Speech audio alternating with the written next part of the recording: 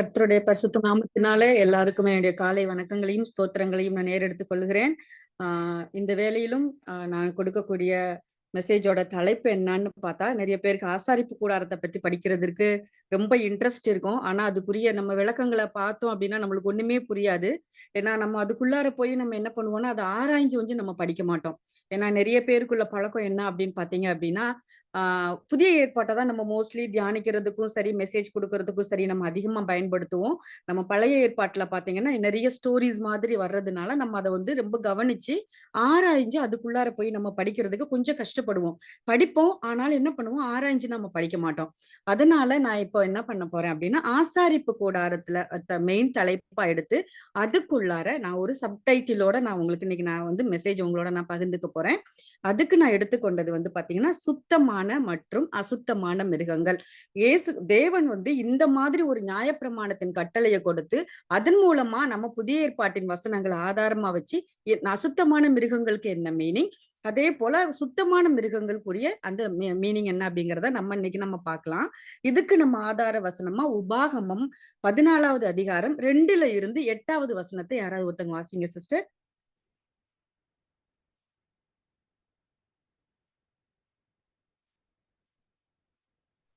நீங்கள் உங்கள் தேவனாகிய கர்த்தருக்கு பரிசுத்தமான ஜனங்கள். பூமியின் மீதெங்குமுள்ள எல்லா ஜனங்களிலும் உங்களையே கர்த்தர் தமக்கு சொந்த ஜனங்களாய் இருக்க தெரிந்து கொண்டார். அருவருப்பானதொன்றையும் புசிக்க வேண்டாம். நீங்கள் புசிக்கத்தக்க மிருகங்களான மாடும் செம்மறியாடும் வெள்ளாடும் மானும் வெளிமானும் கலைமானும் பறையாடும் புள்ளிமானும் சருகுமானும் புல்வாயுமே. இப்போ பாத்தீங்க அப்படின்னா சுத்தமான மற்றும் அசுத்தமான மிருகங்களை குறித்து நாம இதுல வந்து பார்த்திருக்கோம். அப்போ நம்ம இதுல வந்து பாத்தீங்கன்னா தேவன் வந்து இது ஒரு நியாயப்பிரமாண கட்டளையாவே கொடுத்திருக்காங்க. எப்படின்னா நாம எந்த மாதிரி இஸ்ரேல் ஜனங்களுக்கு வந்து எந்த மாதிரி அனிமல்ஸை சாப்பிடணும், எந்த மாதிரி அனிமல்ஸை வந்து சாப்பிடக்கூடாது அப்படிங்கறத அழகா கேட்டகரைஸ் பண்ணி கிட்டத்தட்ட நம்ம என்ன 2வது அதிகாரம் 2வது வசனத்துல இருந்து 8வது வசனத்துக்கு வரைக்கும் ரொம்ப அழகா கொடுத்திருப்பாங்க. அப்போ புசிக்கத்தக்க மிருகங்கள்னு பார்த்தோம் அப்படின்னா மாடு, செம்மறியாடு, வெள்ளாடு, மான் வகைகள் இவங்க எல்லாமே என்ன பண்ணணும், நாம சாப்பிடலாம். அதே போல விரிகுளம்புள்ள மிருகங்கள், அசை போடுகிற சகல மிருகங்களையும் நீங்க என்ன பண்ணலாம், சாப்பிடலாம். விரிகுழம்புனா உங்களுக்கு தெரியும். அசை போடுகிறதுன்னா என்னது, ஒரு தடவை சாப்பிட்டுட்டு வந்துட்டு அதை மீண்டுமா என்ன பண்ணும், வாயில கொண்டு வந்து என்ன அதை வந்து நல்லா சூ பண்ணி சாப்பிடுறதான மிருகங்கள் தான் என்னது அசை போடுகிற மிருகங்கள். அதை வந்து நம்ம சாப்பிடலாம். விரிகுழம்பு இருக்கும், ஆனா அசை போடாத மிருகங்கள் இவங்களை நம்ம சாப்பிடக்கூடாது. பன்றி அதை தொடக்கூட கூடாது, புசிக்கவும் கூடாது அப்படிங்கிற மாதிரியான கட்டளைகள் தான் நம்மளுக்கு அந்த உபாகமத்துல கொடுக்கப்பட்டிருக்கு. இதுல எபிரேயர் வந்து 10வது அதிகாரம் 1வது வசனத்தை வாசிங்க சிஸ்டர்.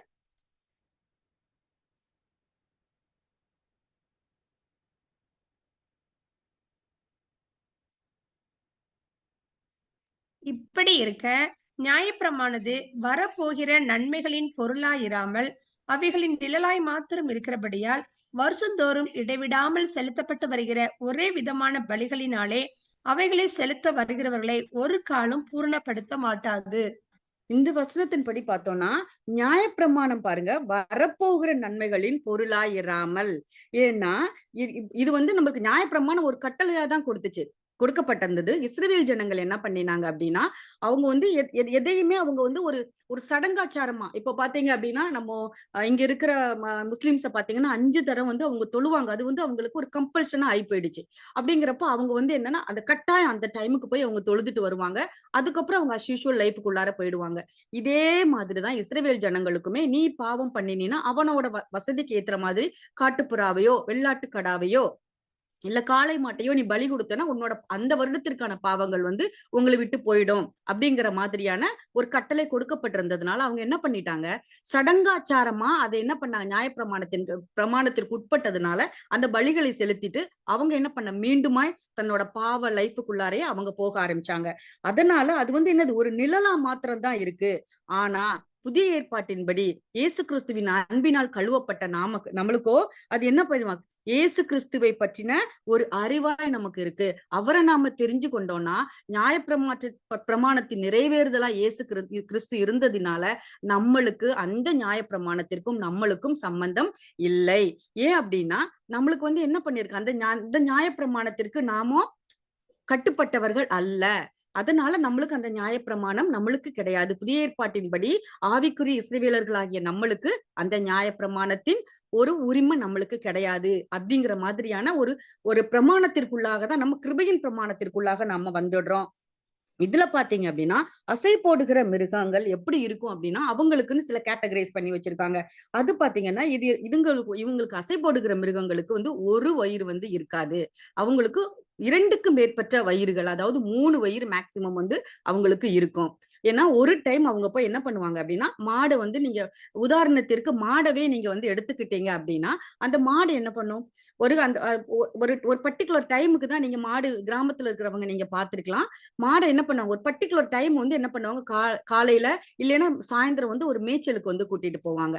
கூட்டிட்டு போறப்ப அது அந்த கிடைக்கிற நேரத்துல என்ன பண்ணும், அதற்கு தேவையான, அதாவது அது வயிறுக்கு எவ்வளவு புல்லு கொள்ளுதோ அவத மட்டும்தான் அந்த மாடு சாப்பிடும். சாப்பிட்டுட்டு என்ன பண்ணும், திரும்பி வீட்டுக்கு வந்ததுக்கு அப்புறம் சகவாசமா தன்னோட இடத்துல படுத்து அது என்ன பண்ணும், மீண்டுமாய் அதோட வயிற்றுல டெம்பரரியா இருக்கிற அந்த வயிற்றுல இருந்து மீண்டுமாய் அந்த சாப்பாடை எடுத்து வாய்க்கு கொண்டு அதை நல்லா அதோட உமிழ்நீரோட சேர்த்து நன்றா அசை போட்டு அதுக்கப்புறமா என்ன பண்ணும், தன்னோட ஒரிஜினல் இருக்கிற ஸ்டொமக்குக்கு அது என்ன பண்ணும், அந்த சாப்பாட்டை அது கொண்டுட்டு போகும்.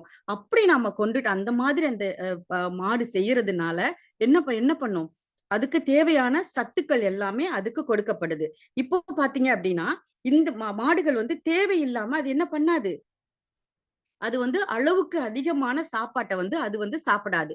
ஏன் அப்படின்னு பாத்தீங்க அப்படின்னா அதுக்கு அது பர்டிகுலர் டைம்ல கொடுக்கப்படுகிற நேரத்துல அது என்ன பண்ணும், தேவையான சாப்பாடை சாப்பிட்டுட்டு அதற்கு அதிகப்படியான சாப்பாடை அது சாப்பிடுறதுக்கு அதுக்கு வயிற்றுல பாத்தீங்கன்னா அதுக்கு இடம் இருக்காது.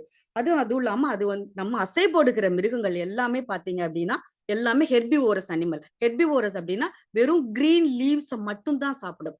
இது இறந்து போன மிருகங்களையோ இல்லைன்னா இன்னொரு மிருகங்களை வேட்டையாடியோ இந்த ஹெர்பிவோரஸ் அனிமல்ஸ் சாப்பிடாது. அசை போடுகிற மிருகங்கள் எதுவுமே மாமிச உண்ணிகள் அல்ல, எல்லாமே தாவர உண்ணிகள்.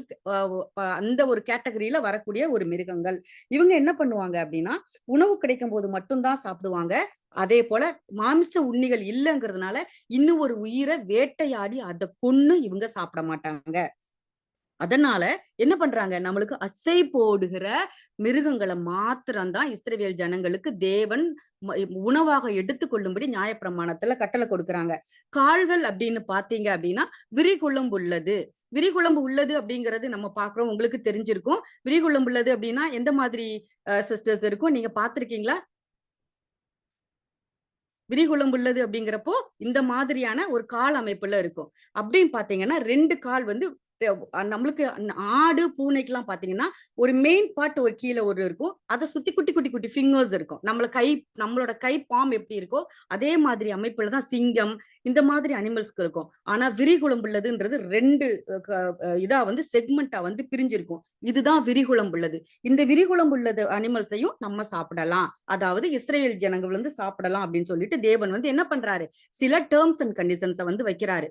ஆனா நம்மளுக்கு புதிய ஏற்பாட்டின் படி பார்த்தோம்னா நாமெல்லாம் எந்த மாதிரியான பலிகளை தேவன் கொடுக்க விரும்புறாரு, எந்த மாதிரியான சாப்பாடை நம்மளுக்கு சாப்பிட விரும்புறார் அப்படிங்கறத தான் நாம என்ன பண்ண போறோம், நாம இன்னைக்கு தியானிக்க போறோம்.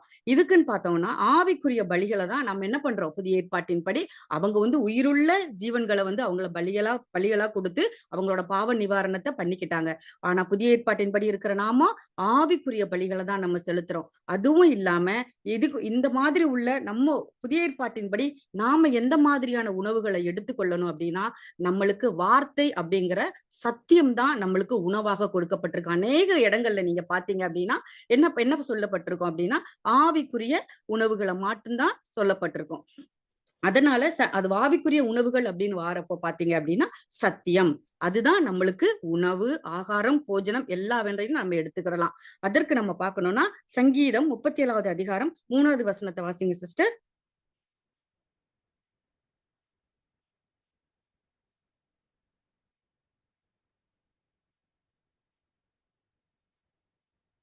சங்கீதம் 37வது அதிகாரம் 3வது வசனம். கர்த்தரை நம்பி நன்மை தேசத்தில் குடியிருந்து சத்தியத்தை மேய்ந்து கொள். இங்க பாத்தீங்கன்னா தேசத்துல நீ சுகபோகமா வாழணும் அப்படின்னு நினைச்சீன்னா என்ன பண்ணணும்? சத்தியத்தை நம்மளோட ஆகாரமா மேய்ந்துகொள். என்னன்னா நம்ம என்ன பண்ணணும்? மாடுகள் போல, அது போல ஆடுகள், வெள்ளாடுகள், செம்மறி ஆடுகள் போல நம்ம என்னத்தை நிறைய இருக்கும். நிறைய நம்ம இந்த உலகத்துக்கு நம்ம வந்துட்டோம் அப்படின்னா நம்ம மேய்ந்து கொள்றதுக்கு அநேகமான விஷயங்கள் இருக்கு.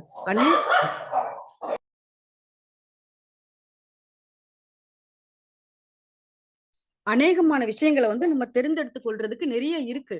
ஆனா தேவன் வந்து அதை விரும்பல. அவரோட பிள்ளைகளாகிய நாமும் எதை மேய்ந்து கொள்ளணுமா? சத்தியத்தை மேய்ந்து கொள்ளணும். சத்தியம்தான் நம்மளுக்கு கொடுக்கப்பட்ட ஒரு பெரிய ஆகாரம்.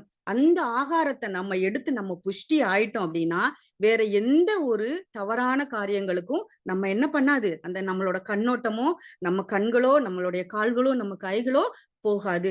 ஏன்னா நம்மளுக்கு தேவையான உணவு ஆல்ரெடி நம்மளுக்கு என்ன கண்ணி சத்தியத்தின் மூலமா கிடைச்சிருச்சு. அந்த உணவை நம்ம எடுக்கிறப்போ அதுல இருந்து வர்றதான சத்துக்கள் நம்மளை வந்து நல்ல வழியில மட்டும்தான் நம்மளை நடத்தி கொண்டு போகும்.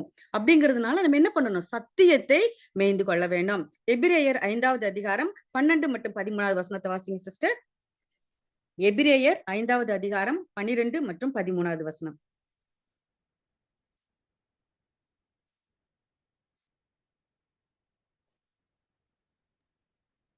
காலத்தை பார்த்தால் சிஸ்டர். அதான் சிஸ்டர்.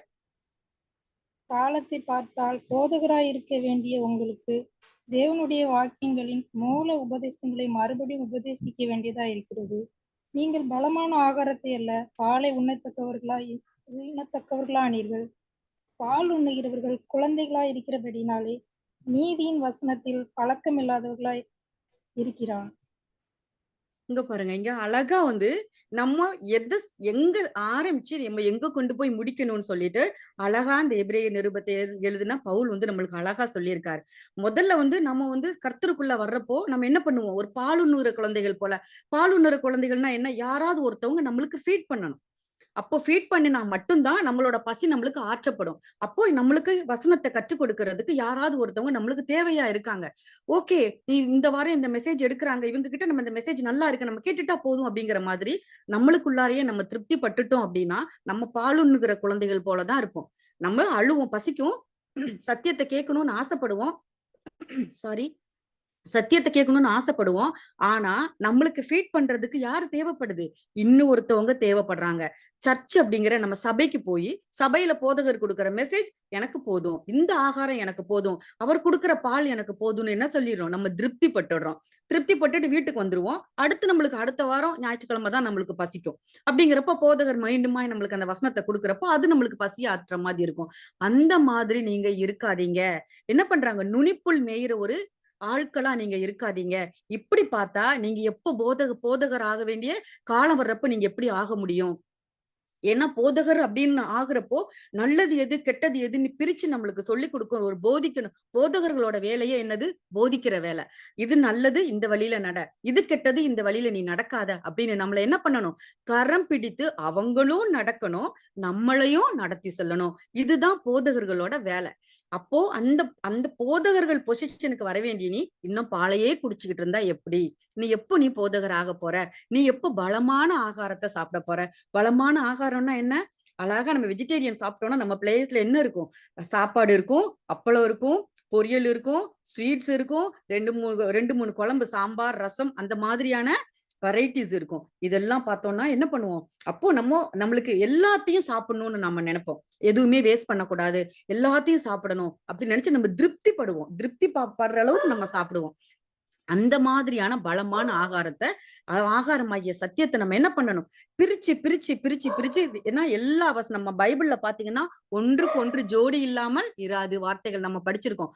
ஆராய்ந்து எந்த வசனத்துக்கு ஜோடி வசனம் எங்க இருக்கு? நிறைய பழைய ஏற்பாட்டு வசனங்கள் பாத்தீங்கன்னா புதிய ஏற்பாட்டுல கோட் பண்ணப்பட்டிருக்கும். அப்போ எங்க இருக்கு இந்த வசனம் அப்படின்னு சொல்லி ஒன்னையும் தேடி கம்பேர் பண்ணி நம்ம படிக்கிறப்ப நம்மளுக்கு அந்த பலமான ஆகாரம் வந்து நம்மளுக்கு கிடைக்கும். அசை போடணும். நம்மளுக்கு இந்த வார்த்தையே நம்மளுக்கு நீங்க நல்லா இன்னைக்கு யாக்கோபு 5ஆம் அதிகாரம் வாசிச்சிருங்க.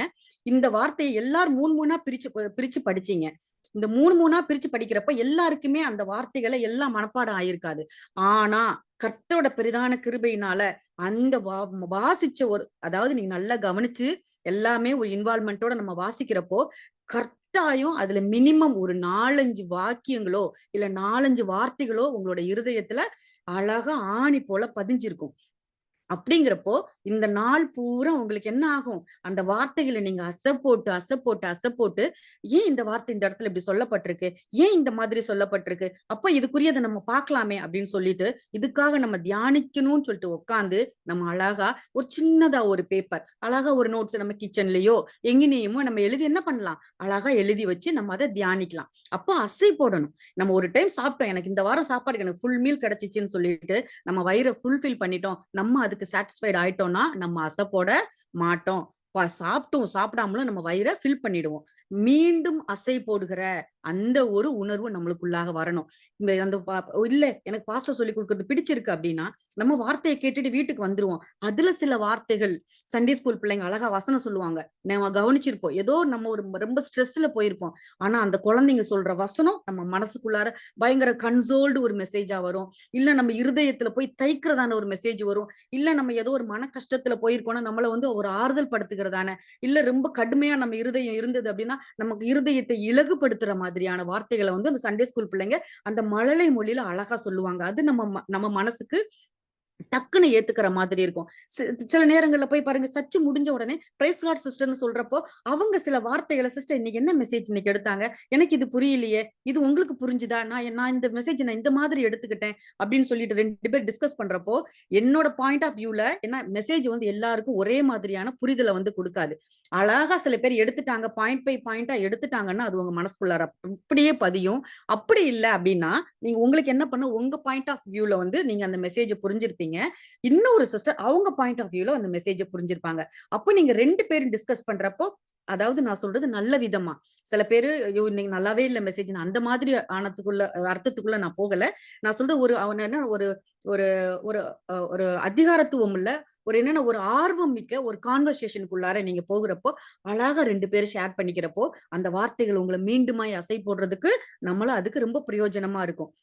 நம்ம அந்த வார்த்தைகளை ரஃபா எழுதிட்டு நம்ம என்ன பண்ணணும் அப்படின்னா அசை போடுறதுக்கு நம்ம மெயினா தேவையானது ஒரு பெண்ணும் ஒரு பேப்பரும். இல்ல பேப்பர் வேண்டாம், நோட் புக் வேணும். ஏன்னா நம்ம எப்பவுமே காதால கேட்கறத கையால ஒரு முறை நம்ம நோட்ல எழுதுறப்போ நம்மளுக்கு டபுள் பெனிஃபிட் வந்து இருக்கும். ஏன்னா நீங்க காதுல கேட்கறத என்ன பண்றீங்க, மீண்டுமாய் மூளைக்கு கொண்டு போறீங்க. மூளையில இருந்து ஒன்னு என்ன பண்ணீங்க, அதை ஸ்டோர் பண்ணி மீண்டுமாய் இருதயத்துல கொண்டு வந்து ஞாபகப்படுத்தி என்ன பண்றீங்க, உங்க கையினால எழுதுறீங்க. அப்போ உங்களுக்கு ஐம்புலன்களும் என்ன பண்ணும், வேலை செய்யும். ஏன்னா மெசேஜ் கேட்கிறப்போ உங்களுக்கு காது மட்டும் போதும். ஆனா நீங்க கேட்டு எழுதுறப்போ ஐம்புலன்களும் உங்களுக்கு வேலை பண்ணும். டச் பண்ணி நீங்க எழுதுறப்போ உங்களோட ஸ்கின் வேலை செய்யும். நீங்க கண்ணுட்டு பாக்குறப்போ உங்க கண்ணு வேலை செய்யும். காது கேட்டு கேட்கிறப்போ உங்க காது வேலை செய்யும். அப்போ ஐம்புலன்களும் என்ன பண்ணும், அழகா சில பேருக்கெல்லாம் பாத்தீங்கன்னா கேட்கறத வாயிட்டு சொல்லிக்கிட்டே எழுதுவாங்க. அப்போ வாயுமே அவங்களுக்கு செயல்படும். அப்போ அவ்வளவும் சேர்ந்து ஒரு நோட் புக்ல நீங்க அன்னன்னைக்கு உள்ள மெசேஜ், இப்ப நான் மெசேஜ் எடுக்கிறேன்னா நாளைக்கு ஒரு சிஸ்டர் எடுக்கிறாங்களா, அது ஒரு அழகா ஒரு சின்னதா நோட்டு போட்டு என்ன அதிகாரத்துல என்ன வசனம், அந்த வசனத்துல என்ன வார்த்தையை அவங்க ஸ்ட்ரெஸ் பண்ணி சொல்றாங்க அப்படிங்கிறத நம்ம எழுதிட்டு வந்துட்டு நம்மளுக்கு எவ்வளவோ நேரங்கள் இருக்கும். ஏன்னா லேடிஸ் நம்மளுக்கு வேலைப்பளும் அதிகம் தான். ஆனா நம்ம சில நேரங்கள்ல எடுக்கிறப்போ ஏன்னா நம்மளுக்கு தெரியாது கர்த்தர் நம்மளை எந்த வகையில் எடுத்து பயன்படுத்துவார் அப்படிங்கிறது நம்மளுக்கு தெரியாது. நாளைக்கே இங்க இருக்கிற ஒரு சிஸ்டர் நீங்க மெசேஜ் கொடுங்கன்னு செல்வி சிஸ்டர் சொல்றப்போ நீங்க நோட்ஸ் எடுத்து வச்சிருந்தீங்க அப்படின்னா அது உங்களுக்கு ரொம்ப பிரயோஜனமா இருக்கும். ஏன்னா நான் பைபிள் ஸ்டடி படிச்சதுல இருந்தே எனக்கு இருக்கிறதான பழக்கம் இந்த என்கிட்ட ஒரு இது நான் நல்ல பழக்கம்னு தைரியமா சொல்லுவேன். ஏன்னா நான் யார் மெசேஜ் கொடுத்தாலும் சரி, ஒரு சின்ன சங்கீத பகுதி கொடுத்தாலும் சரி, இல்ல நான் உட்காந்து டிவில ஒரு மெசேஜ பாக்குறேன், எம்டி ஜெகன் அவங்களோட மெசேஜ் பாக்குறேன், இல்ல ஜூப்ளின் ஜோசஃபோட மெசேஜ் பாக்குறேன் அப்படின்னா நான் உட்காந்து என்ன பண்ணுவேன், டிவியில பார்த்தாலுமே நான் என்ன பண்ணுவேன்னா நோட்டு போட்டு எழுதுவேன். என்கிட்ட இதுக்குன்னே நிறைய அவ்வளோ நோட்ஸ் வந்து என்கிட்ட நான் ப்ரிப்பேர் பண்ணி வச்சிருப்பேன். ஏன்னா ஒவ்வொரு வருஷம் போட்டு எழுதுவேன். இந்த வருஷத்துல யாருக்கிட்ட நான் யூடியூப்ல பார்த்தேன்னா யூடியூப்ல பிரதர் ஜூப்ளின் ஜோசஃபோட மெசேஜ் இந்த டைமுக்கு நான் பார்த்தேன்னு அதை டீடைல்டா டேட் அண்ட் டைம் போட்டு நான் எழுதி வைப்பேன். இது வந்து நல்ல ஒரு பழக்கம். ஏன்னா இதை நம்ம அசை போடுகிறதற்கு ரொம்ப பிரயோஜனமா நம்மளுக்கு இருக்கும். இது வந்து ஒரு சிஸ்டர்ஸ் வந்து உங்களுக்கு உங்களுக்கு பிரயோஜனமா இருந்ததுன்னா நீங்க பழகி பாருங்க. உங்களுக்கு ரொம்ப ரொம்ப ரொம்ப ரொம்ப பிரயோஜனமா இருக்கும். நீங்களே சொல்லுவீங்க சிஸ்டர் எனக்கு ரொம்ப பிடிச்சிருந்துச்சு அப்படின்னு சொல்லுவீங்க. இது வந்து ரொம்ப உங்களுக்கு வந்து உங்க பிள்ளைங்களுக்கு டீச் பண்றதுக்கு இது உங்களுக்கு பிரயோஜனமா இருக்கும். உங்க பிள்ளைங்க வந்து கட்டாயம் சண்டே ஸ்கூல்ல ஒரு ப்ரோக்ராம் அப்படின்னு வரப்ப அவங்க வந்து உங்ககிட்ட கேட்டாங்கன்னா நீங்க அவங்களுக்கு டீச் பண்றதுக்கும். ஏன்னா நம்ம எல்லாருக்குமே எல்லாமே தெரிஞ்சிடுறது இல்ல, நாம கத்துக்கதான் செய்யறோம். இன்னமுமே நம்ம என்ன பண்ணி யாராவது ஒரு ஆள் கத்து கொடுத்தா கத்துக்கிறோம். அந்த மாதிரி இருக்கிறப்போ நம்ம எழுதி வைக்கிறதுல நம்மளுக்கு ஒண்ணு எவ்வளவோ விஷயங்களுக்கு நம்ம கைகளை பயன்படுத்த தெரிஞ்ச நம்மளுக்கு கர்த்தரோட காரியத்திற்காக ஒரு அரை மணி நேரம், ஒரு மணி நேரம், ஏன் ஒரு 10 நிமிஷம் இந்த பென்சிலை எடுத்து நம்மளால நோட் புக்ல எழுத முடியாதா?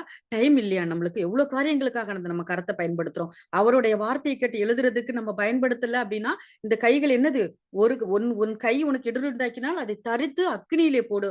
உன்னோட முழு உடம்பும் நரகத்திற்கு போறதை காட்டிலும் உன் கையும் உங்ககிட்ட ஒரு கை உங்ககிட்ட இல்லாம இருக்குது பிரச்சனை இல்லைன்னு இயேசு கிறிஸ்து சொல்லியிருக்கார். அவரோட காரியத்துக்கு பயன்படுத்தாத இந்த கரத்தை நம்ம எவ்வளவோ காரியங்களுக்கு நம்ம பயன்படுத்துறோம். இந்த ஒரு டிப்ஸை நீங்க பயன்படுத்தி பாருங்க, உங்களுக்கு ரொம்ப பிரயோஜனமா இருக்கும். அதே போல பாத்தீங்கன்னா எப்பவுமே சத்தியத்தை நம்ம என்ன பண்ணணும்? அசை போட்டுக்கிட்டே இருக்கணும். அது வந்து அசை போட நம்ம மீண்டும் மீண்டும் மீண்டுமா என்ன பண்றோம்? அதுல இருந்த சத்தை நம்ம உடம்புக்கு எடுத்து கொடுக்கிறோம். அந்த சத்து நம்ம என்ன பண்ணும்? எல்லா ரத்த நாளங்கள் வழியா போய் நம்ம உடம்புக்கு அவ்வளவு ஒரு ஆரோக்கியத்தை கொடுக்கும். ஒரு டைம் சாப்பிட்டோம் அது டைஜஸ்ட் ஆயிருச்சுன்றதை காட்டிலும் மீண்டும் மீண்டும் அசை போடுறப்ப அது என்ன ஆகும்? நம்ம உடம்புக்கு ரொம்ப பலனா அது வந்து அமையும். அப்போ என்ன பண்ணணும்? சத்தியத்தை நல்லா ஆராயணும். வேதத்துக்கு இசைவா இருக்கா? இவங்க சொல்றது வந்து சத்தியத்துக்கு கரெக்டா சொல்றாங்களா இல்ல சத்தியத்திற்கு புறம்பா? இது வந்து ஆவிக்குரிய சபையில இருக்கிற நிஜமாவே எஸ்தர் குரூப்ல எல்லாரும் எவ்வளவு அழகா பிரேயர் பண்றீங்க, எவ்வளவு அழகா ஒரு ஆத்ம பாரப்பட்டு இருக்கீங்க. நீங்க இந்த விஷயத்தையும் உங்களோட நீங்க வந்து நம்ம என்ன பண்ணணும்? கொண்டு போகணும். இவங்க வந்து சத்தியத்திற்கு புறம்ப ப்ரீச் பண்றாங்களா இல்ல சத்தியத்திற்கு அகேன்ஸ்டா ப்ரீச் பண்றாங்களா அப்படின்னு என்ன பண்ணணும்? ஆராய்ந்து அறியக்கூடிய ஒரு அறிவு நம்மளுக்கு கொண்டு வந்துக்கணும். இந்த அறிவு எப்ப கிடைக்கும் நம்மளுக்கு? அசை போடுகிற அந்த ஒரு அனுபவத்திற்குள்ளாக போகும்போதுதான் நம்ம என்ன பண்ணுவோம்? எது நல்லது எது கெட்டதுன்னு ஆராய்ந்து பார்ப்போம். சும்மா பைபிள் ரீடிங். சில பேருக்கு இருக்கிற கெட்ட பழக்கம் இருக்கும். கர்த்தருடைய பெரிதான கிருபையில எஸ்தர் குரூப்ல இருக்கிற யாருக்கும் அந்த பழக்கம் இருக்காதுன்னு கர்த்தருக்குள்ள நான் விசுவாசிக்கிறேன். என்ன பழக்கம் இருக்கும்? ஆபீஸ்க்கு போவோம் இல்ல வெளியில போவோம், டக்குன்னு பாத்தீங்கன்னா இப்படி பைபிளை ஓபன் பண்ணிட்டு அப்படி எடுக்கிறப்போ ஒரு வசனம் அப்படியே கண்ணை மூடிட்டு இப்படியே கொண்டு வருவோம். ஒரு இடத்துல ஸ்டாப் பண்ணுவோம். அங்க இருக்கிற வசனத்தை நம்ம ரீட் பண்ணுவோம். அது என்ன பண்ணுவோம்? அது அன்னைக்குரிய வாக்குத்தத்த வசனமா நம்ம எடுத்துக்குவோம்.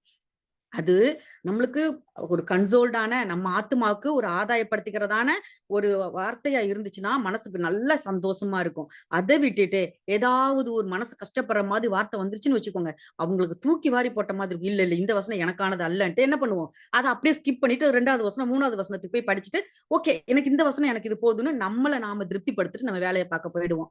அப்படி நம்ம நுனிப்புள் மேயிற ஒரு ஆத்துமாக்களாக நாம இருக்கக்கூடாது. அடி வரைக்கும் போய் இந்த வசனத்துல என்ன சொல்லப்பட்டிருக்கு அப்படின்னு நம்ம ஒரு வசனத்தை படிச்சா நம்ம பைபிள்ல நம்ம எதையுமே புரிஞ்சுக்க முடியாது. அது சில இது வந்து முந்தின அதிகாரத்தோட தொடர்ச்சியா இருக்கலாம், இல்ல பின்னாடி இருக்கிற அதிகாரத்திற்கு வரப்போறதற்கான முன்னுரையா கூட சில அதிகாரங்கள் அமையும். நிறைய அந்த மாதிரி இருக்கும். அப்படி இருக்க சகோதரரே அப்படின்னு ரோமர்ல ஒரு அதிகாரம் ஆரம்பிச்சிருக்கோம்.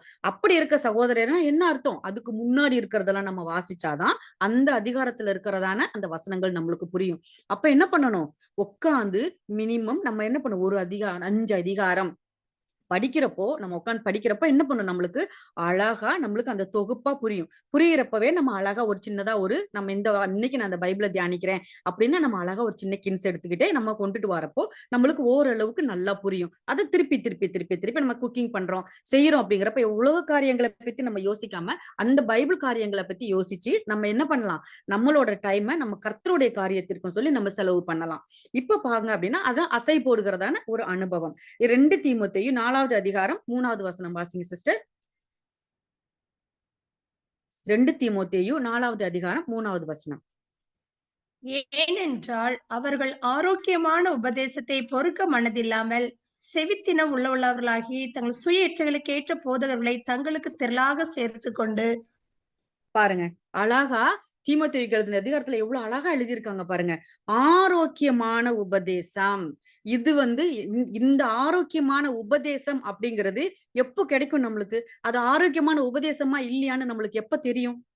என்ன பண்ணுவாங்கன்னா அழகா சில ப்ரீச்சிங் எல்லாம் பாக்குறப்போ இன்னும் நல்லா இருந்துச்சு அப்படி இப்படின்னு சொல்லிட்டு நம்ம வந்துருவோம். ஆனா அதுக்குள்ள பார்த்தோம்னா நல்லா யோசிச்சு பார்த்தோம்னா ஒரு ஆவிக்குரிய இந்த உலகத்திற்குரிய ஆசீர்வாதங்களை தானே நம்ம படிச்சுட்டு வந்தோம். நம்மள கடிஞ்சு நம்ம பாவத்துல இருந்து நம்மள மீண்டுமாய் கர்த்தருடைய சுபாவத்துக்குள்ளார என்னை காண்கிறவன் கிறிஸ்துவை காண வேண்டுமாய் நம்மள என்ன படுத்தணும், ஒவ்வொரு வசனமும் நம்மளை பக்குவப்படுத்தணும், பலப்படுத்தணும். அந்த மாதிரி வார்த்தைகள் ஒண்ணு இல்லையே அப்படிங்கிற மாதிரி தோணும். அப்ப அந்த சவுண்ட் டாக்டரின் அப்படி நம்மளுக்கு தேவை. ஆரோக்கியமான உபதேசம் நம்மளுக்கு வேணும். நம்ம அப்போஸ்தலர்கள் நடவடிக்கையில 17வது அதிகாரம் 11வது வசனத்துல என்ன பண்ணிருவோம், பெரிய கிறிஸ்தவர்களை பத்தி நம்ம படிச்சிருப்போம். அவங்க என்ன பண்ணுவாங்க, மனோவாஞ்சையாய் வசனத்தை ஏற்றுக்கொண்டு காரியங்கள் இப்படி இருக்கிறதா என்று ஆராய்ந்து வேத வாக்கியங்களை அவங்க என்ன பண்ணாங்க, தினந்தோறும் அழகா போட்டிருக்கும் பாருங்க, தினந்தோறும் வேத வாக்கியங்களை ஆராய்ந்து பார்க்கிறபடினால் அவங்க என்ன பண்ணுவாங்க, அவங்க உட்கார்ந்து டிஸ்கஸ் பண்ணுவாங்களாம். பிரேயா கிறிஸ்தவர்கள் ஒரு பைபிளை எடுத்து ரீட் பண்ணினாங்க அப்படின்னா எல்லாத்தையும் என்ன உட்கார்ந்து ஒரு குரூப்பா டிஸ்கஸ் பண்ணுவாங்களாம். இந்த வசனத்துல என்ன சொல்லப்பட்டிருக்கு, அந்த வார்த்தையில என்ன சொல்லப்பட்டிருக்குன்னு சொல்லிட்டு ஒரு குரூப் டிஸ்கஷன், பைபிள் டிஸ்கஷன் நடக்குமா. அந்த அளவுக்கு அவங்க என்ன பண்ணுவாங்களாம், சாப்பாடு அவங்களுக்கு 2ஆம் பட்சம் தானா. அவ்வளோ அழகா சந்தோஷமா அந்த வார்த்தையை தியானிக்கிறதுல ரொம்ப சந்தோஷமா இருப்பாங்களாம். அந்த சபையாரை குறித்து தான் அந்த வசனத்துல அவ்வளவு அழகா எழுதப்பட்டிருக்கும். நாமளுமே நான் என்ன பண்றோம், ஒவ்வொரு சபையை சேர்ந்த நாமளும் இப்ப அழகா ஒரு யூனிட்டியா கூடியிருக்கோம்.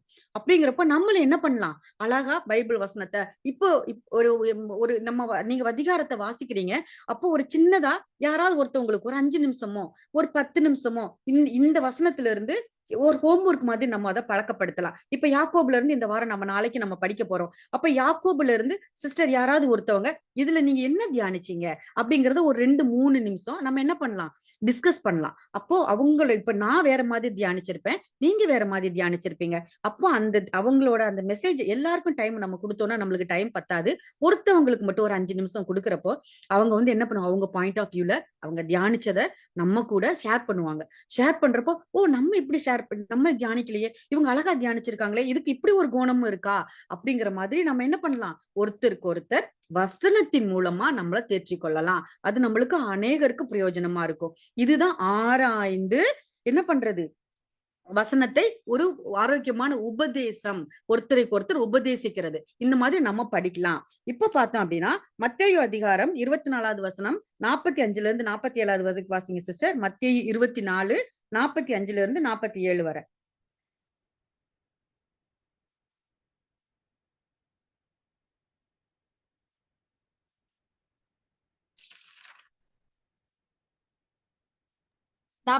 சிஸ்டர். ஆமா சிஸ்டர். மத்தேயு 24வது அதிகாரம் 45ல இருந்து 47வது வசனம் வரை. ஏற்ற வேளையிலே தன் வேலைக்காரருக்கு போஜனம் கொடுத்து அவர்களை விசாரிக்கும்படி எஜமான் வைத்த உண்மையும் விவேகமுள்ள ஊழியக்காரன் யாவன்? எஜமான் வரும்போது அப்படி செய்கிறவனாக காணப்படுகிற ஊழியக்காரனே பாக்கியவான். தன் ஆஸ்திகள் எல்லாவற்றின் மேலும் அவனை விசாரணைக்காரனாக வைப்பான் என்று மெய்யாகவே உங்களுக்கு சொல்கிறேன். இங்க பாருங்க, இந்த இதுல எஜமான் அப்படிங்கறத நம்ம யாரை வச்சு நம்ம படிக்கணும் அப்படின்னா, அப்படி படிச்சா உங்களுக்கு இந்த இந்த சொல்லப்பட்ட அந்த ஃபுல் ஓமையும் உங்களுக்கு அழகா புரியும். எஜமான்ங்கிற இடத்துல நம்ம தேவனையும், உத்தமமும் உண்மையும் உள்ள ஊழியக்காரர் அப்படிங்கிற இடத்துல இயேசு கிறிஸ்துவையும் வச்சு படிச்சோம் அப்படின்னா உங்களுக்கு அந்த ஓமை ரொம்ப அழகா புரியும். என்ன பண்ணுவோம், அந்த சத்தியத்தை போதிக்கிறதான உரிமையை எஜமான் யாருக்கு கொடுத்தார், ஊழியக்காரனாகிய என்ன எல்லா இயேசு கிறிஸ்து வந்து எல்லா இடத்துலயும் புதிய ஏற்பாட்டுல பாத்தீங்கன்னா எல்லா இடத்துலயும் நான் ஊழியம் செய்யவே வந்தேன், ஊழியம் கொள்ள வராமல் ஊழியம் செய்யவே வந்தேன். அவர் வந்து தன்னை ஊழியக்காரன் அப்படிங்கிறது இங்கிலீஷ்ல பாத்தீங்கன்னா அழகா சொல்லியிருக்கும், சர்வன்ட்னு தான் சொல்லியிருக்கோம். அழகா நான் வந்து உங்களுக்கு வேலைக்காரனா தான் நான் இந்த பூமிக்கு வந்தேன், உங்களுக்கு நான் வேலை செய்ய தான் நான் வந்தேன், என்னுடைய அப்பாவோட வேலையை செய்ய, யாரோட, தன்னுடைய தகப்பன் கொடுத்த வேலையை தான் நான் செய்ய வந்தேன் அப்படின்னு சொல்லிட்டு எல்லா மகிமையும் எல்லா கனத்தையும் தேவனுக்கு கொடுத்துட்டு எவ்வளவு தன்னை தாழ்த்திக்க முடியுமோ அவ்வளவு தாழ்த்தி தன்னை ஊழியக்காரன் நிலைமைக்கு கொண்டு வந்து சத்தியத்தை உங்களுக்கு நான் போதிக்கும்படியாகத்தான் இந்த பூமிக்கு நான் வந்தேன், ஆவிக்குரிய போஜனத்தை தான் உங்களுக்கு நான் கொடுக்க வந்தேன் அப்படின்னு சொல்லிதான் இயேசு கிறிஸ்து சொல்றார். அவர்கிட்ட இருந்து மட்டும்தான் நம்ம என்ன பண்ண முடியும், ஒரு ஆரோக்கியமான உபதேசத்தை, ஒரு ஆரோக்கியமான போஜனத்தை நம்மளால பெற்றுக்கொள்ள முடியும். அந்த போஜனம் நம்மளுக்கு கர்த்தருடைய பெரிதான கிருபையினால நம்ம கிடைக்கப்பட்டதுனாலதான் இன்னைக்கு நீங்களும் நானும் கர்த்தர் சமூகத்துல அழகா பைபிள மடியில வச்சு நம்ம என்ன பண்றோம், இப்ப தியானிக்கிறோம், நம்ம வாசிக்கிறோம். கொடுத்த அந்த கொடுத்த கிருபைக்காக நம்ம தேவனை ஸ்தோத்தரிக்கணும். ஏன்னா எவ்வளவோ பேருக்கு கிடைக்காத ஸ்லாக்கியம். ரொம்ப அழகா மொபைல்ல, தயவு செஞ்சு யாருமே மொபைல்ல வந்து என்ன பண்ணாதீங்க, பைபிள வந்து யூஸ் பண்ணாதீங்க. இப்ப நான் நேத்திக்கு ஒரு ஆர்டிகிள் படிச்சேன், சத்ருவானவன் என்ன பண்ணிட்டான், பைபிள் பிரிண்ட் பண்றதை தடை பண்ணணுங்கிறதுக்காகத்தான் நிறைய பைபிள் ஆப்ஸ் வந்து நம்ம மொபைல்ல கொண்டு வந்திருக்கான். அப்படிங்கிறப்ப எல்லாருமே நம்ம பைபிள் ஆப் வந்து நம்ம டவுன்லோட் பண்ணிட்டு எல்லாத்தையும் நம்ம அதுல சர்ச் பண்ணி அதுல இருந்து நம்ம என்ன பண்ண போறோம், மெசேஜ் எடுக்கிறதும் இல்ல அதுல நான் சர்ச்சுக்கே நான் மொபைல் கொண்டு போய் நான் அதுல போய் நான் என்னோட பைபிள பாக்குறேன் அப்படிங்கிற பட்சத்துக்கு நம்ம என்ன பண்ண மாட்டோம், பைபிள கையில கூட தொட்டு பார்க்க மாட்டோம். டைம் இருக்காது நம்மளுக்கு. என்ன மொபைல் எப்பவும் 24 மணி நேரமும் என்ன பண்ணிச்சு, அது நம்மளோட உடம்புலயே ஒட்டி இருக்கிற மாதிரியான ஒரு கேட்கெட்ஸா வந்துருச்சு மொபைல். நம்ம கையில இப்ப எல்லாரும் மொபைல் இல்லாம யாருமே இல்ல. சின்ன பிள்ளைங்களோட மொபைல வச்சுதான் சாப்பிடவே செய்யறாங்க இப்போ. அந்த மாதிரியான ஒரு சுச்சுவேஷனுக்குள்ளார வந்துட்டோம். அப்படிங்கிறப்போ மொபைல் என்ன பண்ணுவோம், கையிலேயே வச்சுக்கிட்டு எனக்கு கொண்டு போறதுக்கு அது ரொம்ப ஹேண்டியா இருக்கு, எனக்கு ரொம்ப அது ஈஸியா இருக்கு, எனக்கு அது போதும்னு சொல்லிட்டு நம்ம என்ன பண்ணிடுறோம். லேடிஸ் நிறைய பேர் அப்படி செய்ய மாட்டோம், ஜென்ஸ் அப்படிதான். ஏன்னா அவங்க கை வீசின கை வெறுங்கையுமா தான் சர்ச்சுக்கு மொபைலோட மட்டும்தான் வருவாங்க. மொபைல்ல அப்படியே ஸ்க்ரோல் பண்ணிக்கிட்டே அவங்க மெசேஜை பார்த்துட்டே போவாங்க. அது பெரிய தப்பு. அப்படி நம்ம மொபைல்ல பாக்குறப்போ பைபிள் பிரிண்ட் ஆகுறதுங்கிறது என்ன பண்ணுதான், இப்போ குறைய ஆரம்பிக்குதான். ஏன்னா உலகத்துல அதிகமா பிரிண்ட் பண்ணப்படுற ஒரு பெரிய விஷயம் என்னன்னா நம்ம பைபிள் தான். அதிகமா பிரிண்ட் பண்றது நம்ம பைபிள் தான். எல்லா லாங்குவேஜ்லயுமே அதிகமா பிரிண்ட் பண்ணப்படுறது. அது வந்து இப்ப குறைய ஆரம்பிச்சிருக்கு. சத்ருவானவன் பைபிளோட வேதாகமத்தோட விளையாட ஆரம்பிச்சிட்டான் அப்படிங்கிற மாதிரியான ஒரு ஆர்டிகிள் நான் படிச்சேன். அதனால பைபிளை யூஸ் பண்ணி நம்ம என்ன பண்ணணும், மடியில பைபிளை வச்சு நம்ம என்ன பண்ணணும், பைபிளை வாசிக்கணும், பைபிளை நம்ம தியானிக்கணும். ஆரோக்கியமான உபதேசத்தை நம்ம அந்த பைபிள்ல இருந்து நம்ம படிச்சோம், அதுவே நம்மளுக்கு 1000 கத்துக் கொடுக்கும். நான் வந்து உங்களுக்கு கத்துக் கொடுக்கணும், ஒரு போதகர் வந்து நம்மளுக்கு கத்துக் கொடுக்கணுங்கிற அவசியம் நம்மளுக்கு இல்ல. நீங்க உட்கார்ந்து பரிசுத்தாவியனோட வல்லமையோட நீங்க உட்கார்ந்து படிச்சீங்கன்னா, ஐயோ அது அவர் வழி நடத்துற விதம் வந்து பாத்தீங்கன்னா ரொம்ப டிஃப்ரெண்டா இருக்கும். நீங்க என்ன விட இன்னொருத்தவங்களை விட நீங்க ரொம்ப அழகா அந்த வார்த்தையை வந்து நீங்க தியானிச்சு நீங்க ஐயோ கர்த்தர் என் கூட இவ்வளவு அழகா பேசிட்டாரே அப்படின்னு சொல்லிட்டு நீங்களே சந்தோஷப்படுற மாதிரி ஒரு விஷயங்கள் வந்து நீங்க உட்கார்ந்து படிக்கிறப்ப அந்த ஒரு பெரிய சந்தோஷத்திற்குள்ள கர்த்தர் உங்களை கொண்டு போவார். அப்ப அதை ஒரு சின்ன ஒரு மெசேஜா கூட நீங்க எழுதி வைக்கலாம், நோட் பண்ணி வைக்கலாம். இப்ப லூக்கா எழுதின அதிகாரம் 12வது அதிகாரம் 36, 37 வசனம் வாசிங்க சிஸ்டர். லூக்கா 12, 37, 36, 37.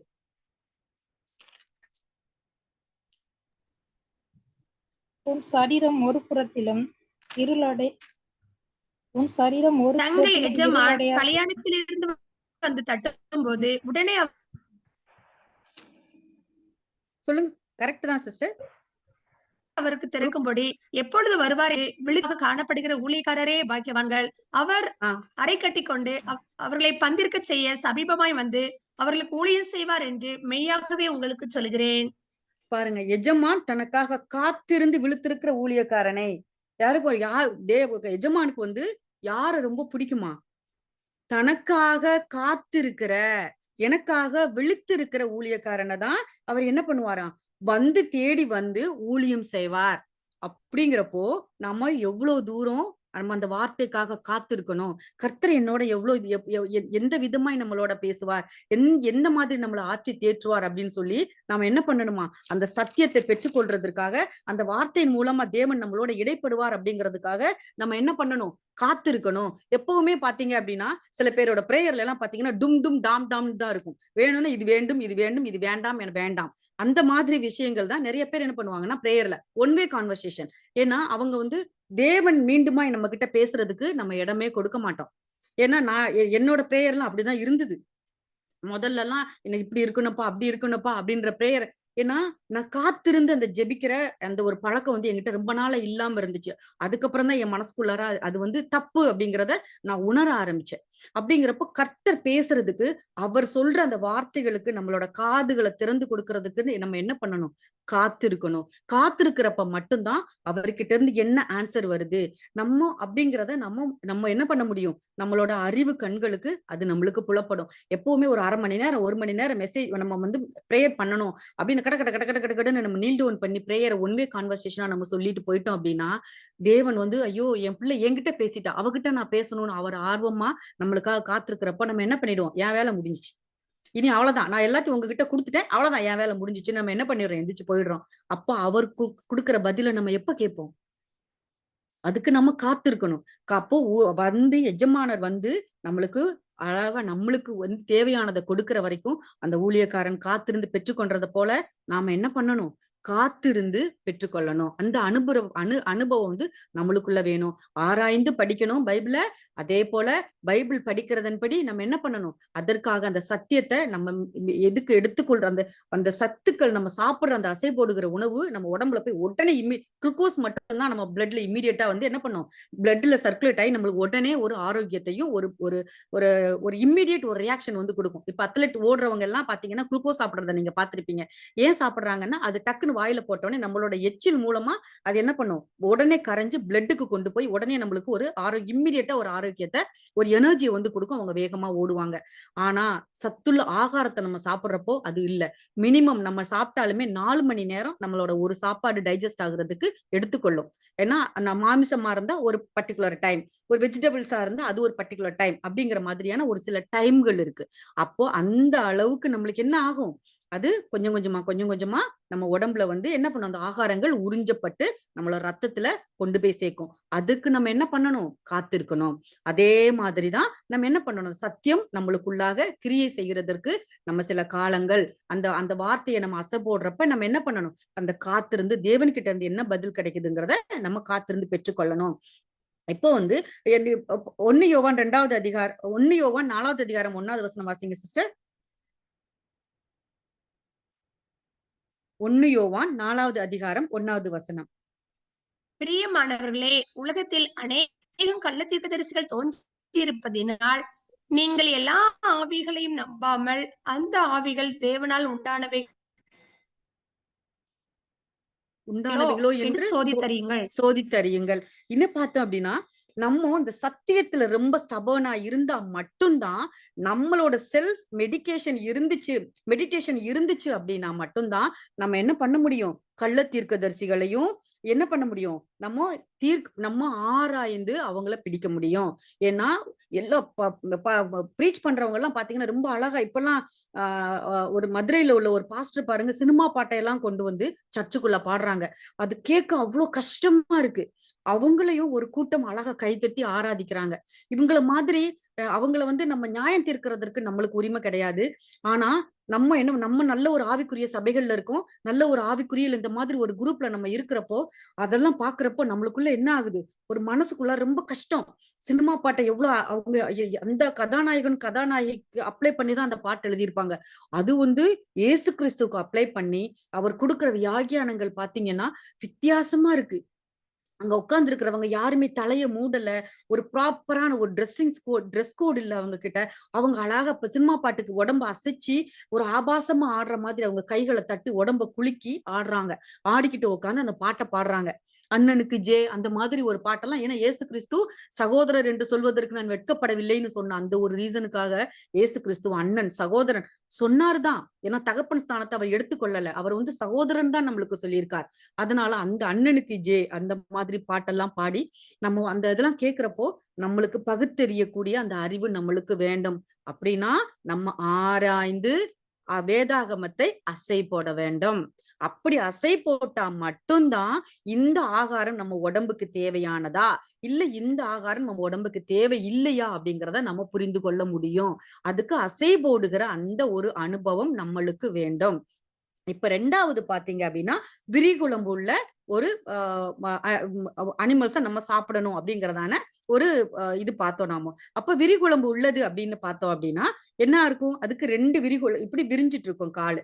அப்படிங்கிறப்போ ஒவ்வொரு ஒவ்வொரு ஒரு கால்ல 2 செக்மெண்ட் இருக்கும். பாத்தீங்கன்னா உங்களுக்கு தெரியும் 2 பார்ட்டா இருக்கும். 2 பீனட் மாதிரியான டிசைன்ஸ்ல நிலக்கடலை மாதிரி இருக்கு.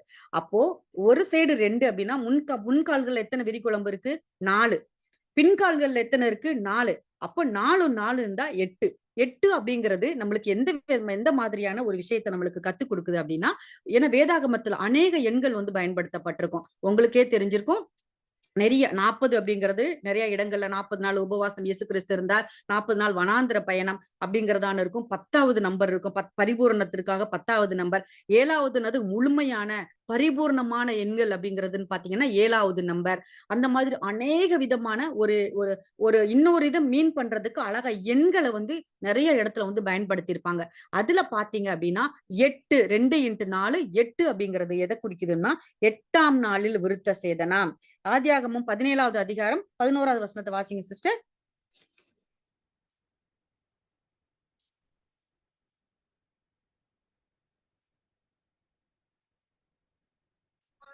உங்கள் நுனித்தோலின் மாம்சத்தை விருத்த சேதனம் பண்ண கடவீர்கள். அது எனக்கும் உங்களுக்கும் உள்ள உடன்படிக்கைக்கு அடையாளமா இருக்கும். இங்க பாத்தீங்க அப்படின்னா நம்மளுக்கு என்ன ஆகும், விருத்த சேதனம் பண்றதுக்கு என்ன பண்ண 8ஆம் நாளில் விருத்த சேதனம். விருத்த சேதனம் அப்படிங்கிறது வந்து என்னன்னா ஒரு உடன்படிக்கை. ஆபிரகாமுக்கும் தேவனுக்குமான உடன்படிக்கை தான் அடையாளமா தான் அவர் என்ன பண்றாரு, விருத்த சேதனம் அப்படிங்கிறது இங்கிருந்து தான் நம்மளுக்கு தொடங்குது. ஆதியாகமத்துல இந்த இடத்துல இருந்து தான் விருத்த சேதனம் தொடங்குது. நீ வந்து என்ன பண்ணு, விருத்த சேதனம் சர்க்கம்சிஷன் நீ பண்ணு. ஏன்னா மாம்சத்துல அழுக்கான இடம் அப்படின்னு பாத்தீங்க அப்படின்னா அந்த இடம் தான். ஏன்னா யூரின் போய் அந்த இடத்துல கலெக்ட் ஆகுறதுனால அது என்ன ஒரு அசுத்தமான பார்ட்டு. அந்த பார்ட்டை நீ வந்து நீ நீக்கி போடு. அப்பதான் நீ சுத்தமாவ. எனக்கு நான் பரிசுத்தரா இருக்கிறது போல நீயும் பரிசுத்தமா இருக்கணும் அப்படின்னா அந்த ஒரு ஒரு உடல் தூய்மை அப்படிங்கிற ஒரு வேலையை நீ செய்யணும் அப்படின்னு சொல்லி தேவன் வந்து ஆபிரகாமுக்கு கட்டளை கொடுக்கிறார். இது எப்ப நடக்குது? 8ஆம் நாளில் விருத்த சேதனம். அந்த விருத்த சேதனம் அப்படிங்கிறது எதை மீன் பண்ணுதுன்னா உடன்படிக்கை. 2 பேருக்கும் தேவனுக்கும் ஆபிரகாம், நான் உன்னை கானான் தேசத்துக்கு கொண்டு போறேன், அதுக்கு நீ எனக்கு பாத்திரவானா இருக்கணும்னா என்னோட உடன்படிக்கைக்குள்ளாக நீ என்ன பண்ணணும், வரணும் அப்படின்னு சொல்லிட்டு ஆபிரகாமுக்கும் தேவனுக்குமான உடன்படிக்கையின் அடையாளம் தான் இந்த விருத்த சேதனம். அப்போ என்ன பண்ணணும், அவர் சொல்றபடி இவர் நடக்கணும். அதுதான் உடன்படிக்கை. இந்த உடன்படிக்கை நம்ம புதிய ஏற்பாட்டின்படி நம்மளுக்கு விருத்த சேதனம் கிடையாது. நம்ம இருதயத்தில் விருத்த சேதனம்.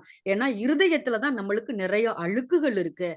ஏன்னா அது வந்து உடல் பிரமாணமான ஒரு அசுத்தம் நிறைஞ்சதை வெட்டி போட சொல்லிதான் பழைய ஏற்பாட்டின்படி என்ன பண்ணது, சர்க்கம்சிஷன் விருத்த சேதனம் கொடுக்கப்பட்டது. ஆனா புதிய ஏற்பாட்டின்படி இருக்கிற கிறிஸ்தவர்களாகிய நமக்கு இருதயத்தில் விருத்த சேதனம். நம்ம இருதயத்துல இருக்கிறதான வெட்டி போட முடியாது. இருதயத்தை நம்ம என்ன பண்ணணும், இந்த நம்ம சுத்தமான தேனினும் இனிய இந்த வசனத்தை நம்ம வாசிக்கிறதுனால நம்ம இருதயத்துல ஒவ்வொரு நாளும் விருத்த சேதனம் பண்ணப்படுகிறோம். அது தேவனுக்கும் நம்மளுக்குமான உடன்படிக்கை. இப்ப பாத்தீங்க அப்படின்னா இன்னொன்னு வந்து எப்பவுமே கொலோசையர் 2வது அதிகாரம் 11வது வசனம் வாசிங்க சிஸ்டர். 11 12. கொலோசையர் 2வது அதிகாரம் 11 12.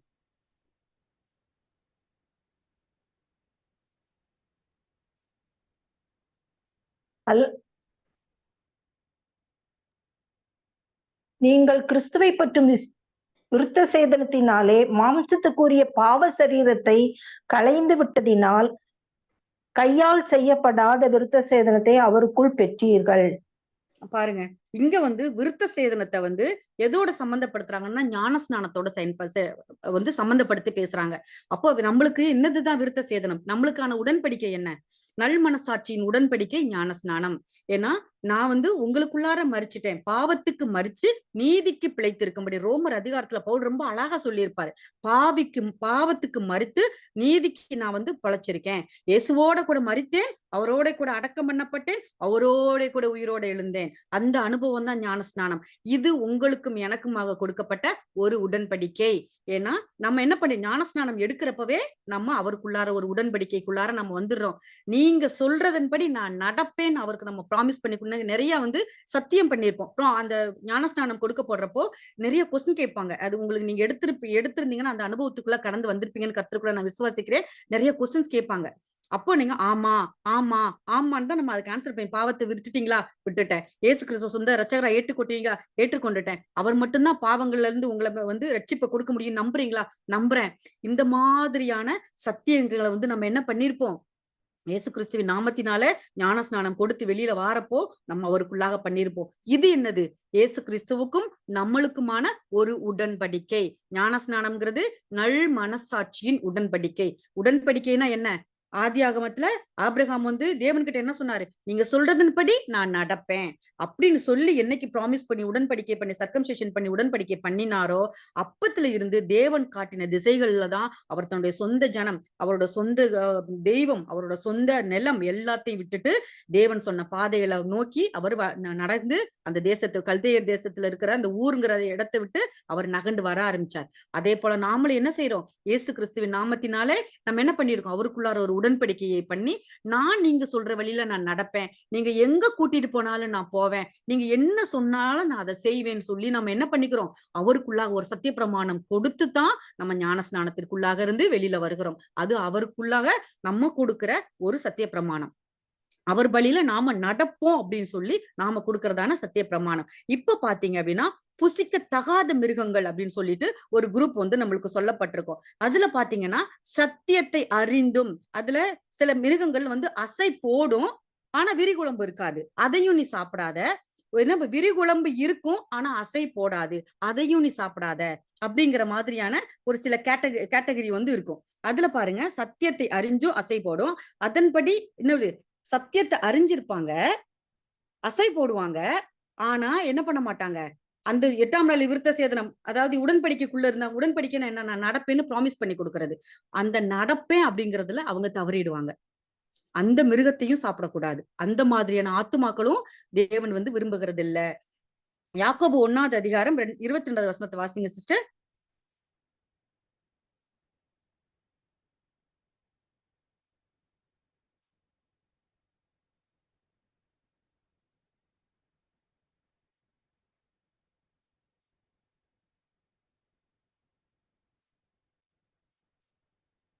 சிஸ்டர், அல்லாமலும் நீங்கள் உங்களை வஞ்சியாதபடிக்கு திருவசனத்தை கேட்கிறவர்களாய் மாத்திரமல்ல, அதன்படி செய்கிறவர்களாயும் இருங்கள். இப்போ பாத்தீங்க அப்படின்னா நாம என்ன பண்ணணும்? திருவசனத்தை கேட்கிறவர்களா மாத்திரம் இருந்துட முடியாது, அதன்படி நடக்கிறவர்களாகவும் இருக்கணும். வசனத்தை வந்து கேட்டுட்டோம், எனக்கு அது ரொம்ப பிடிச்சிருக்கு அப்படின்னு சொல்லிட்டு நம்ம என்ன பண்ணிடுறோம்? அதை அந்த நேரமே விட்டுட்டு வந்துடுறோம். அதை நாம வந்து அதன்படி நம்ம நடக்கிறது கிடையாது. இப்ப பாத்தீங்க அப்படின்னா அதே போல அடுத்த வசனத்துல யாக்கோபு 2வது அதிகாரம் 20வது வசனத்துல கிரியை இல்லாத விசுவாசம் செத்ததா இருக்கும். நம்ம அந்த வசனத்தை கேட்டுட்டோம், ஆனா அதன்படி நடக்க முடியல. அதன்படி என்ன? விசுவாசம் இருந்தாதானே நம்ம அதுல நடப்போம். அந்த விசுவாசமே நம்மளுக்கு இல்லைன்னா அது என்னதான் இருக்குமா?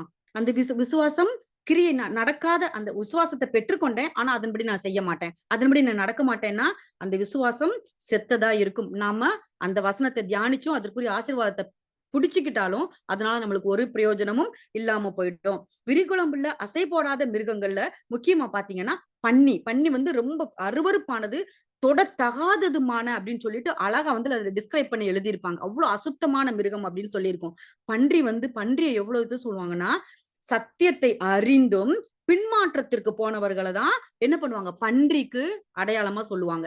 பன்னிய பாருங்க, ரொம்ப அழகான அந்த பன்னியோட குட்டி பாத்தீங்கன்னா பார்க்க அவ்வளவு அழகா இருக்குமா. இருக்கிறதுலயே ரொம்ப அழகான அனிமல்னு பாத்தீங்கன்னா கழுத குட்டியும் பன்றியோட குட்டியும் தான் சொல்லுவாங்க. அவ்வளவு அழகா இருக்குமா பாக்குறதுக்கு சின்னதுல. அதை கூப்பிட்டு அழகா குளிக்க வச்சுட்டு நீங்க நீட்டா வச்சு விட்டாலும் அது திருப்பி எங்க ஓடும்? வேகமா எங்க சாக்கடை கிடக்கோ, எங்க சகதி கிடக்கோ அங்கதான் போய், ஏன்னா அதுக்கு அதுதான் இஷ்டம்.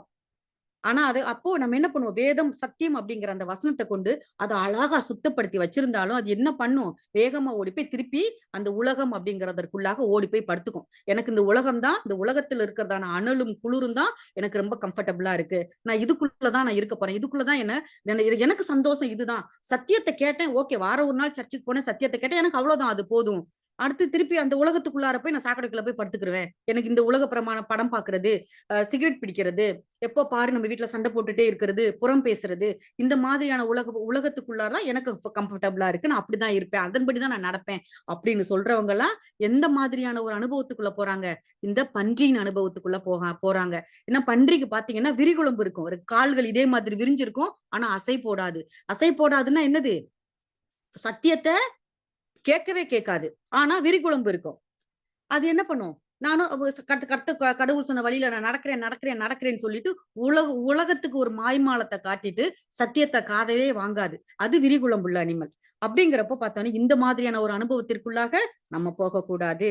2 பேதுரு 2வது அதிகாரம் 20வது வசனம் வாசிங்க சிஸ்டர்.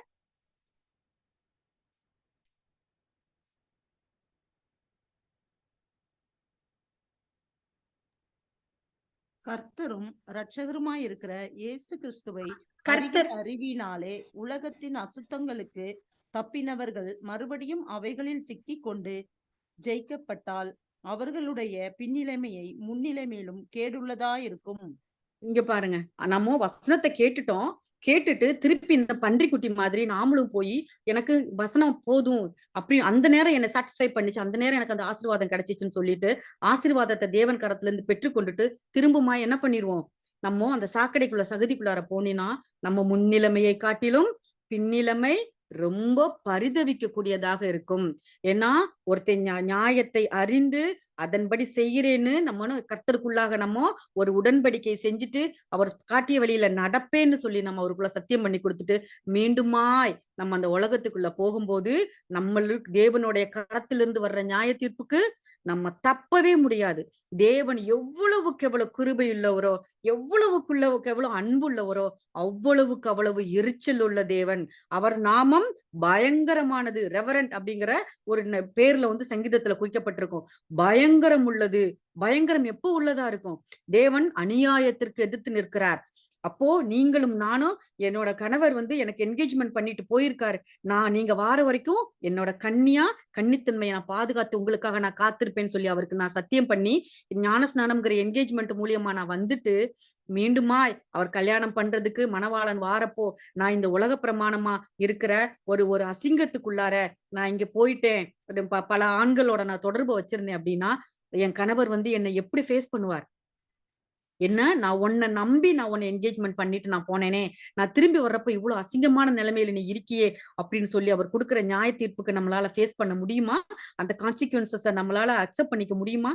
அவ்வளவுக்கு அவ்வளவு நியாயமுள்ள தேவன், எவ்வளவு நியாயமுள்ள தேவன். ஏன்னா அவர் நம்மளுடைய பாவங்களுக்காக அவர் பாவமாக்கப்பட்டார், அவ்வளவுதான். பாவமாக தான் அவர் சிலுவையில மரித்தார். ஆனா அவர்கிட்ட இம்மி அளவும் பாவம் இல்லை. அப்போ அவர் வாரப்போ நாம எவ்வளவு பரிசுத்தம் உள்ளவர்களாக, எவ்வளவு நியாயம் உள்ளவர்களாக நாம அவருக்கு முன்னாடி எதிர்த்து நிக்கணும். ஆனா அவர் உண்மையும் உத்தமமும் உள்ள ஊழியக்காரனே, கொஞ்சத்தில் உண்மையா இருந்தால் அநேகத்தின் மேல் உன்னை அதிபதியாக வைப்பேன், என் சந்தோஷத்திற்குள் பிரவேசி. பரலோக ராஜ்யம்தான் சந்தோஷம். அவர் நம்மளுக்கு அந்த ஜீவ கிரீடத்தை நம்ம தலையில நம்ம கொடுக்கிறப்போ அதுக்கு நம்ம பாக்கியவான்களாக பாத்திரராம நம்ம இந்த பூமியில வாழணும். இந்த பூமி நம்மளுக்கு temporary, this is not a permanent place. நம்மளுக்கு எங்க இருக்கு? நம்மளுடைய குடியிருப்பு பரலோகத்துல இருக்கு. இது இல்ல நம்ம குடியிருப்பு, இது வனாந்திர வாழ்க்கை.